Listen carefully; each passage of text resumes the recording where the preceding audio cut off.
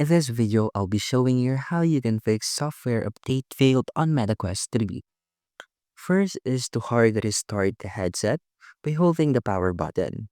Ensure that you are using a strong Wi-Fi by using 5 GHz or try a mobile hotspot. Disconnect any third-party straps or battery packs in your MetaQuest 3. Now use a clean Chrome, Edge, or Opera browser on a PC to visit the Meta software update page and follow the instructions on how you can update it. Now, let's do a force manual update.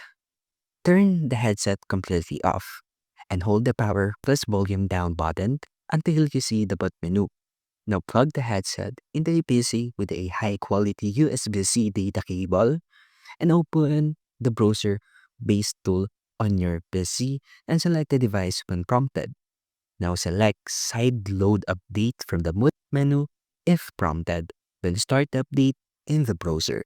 And that's how you can fix software update failed in MetaQuest 3. And thank you for listening.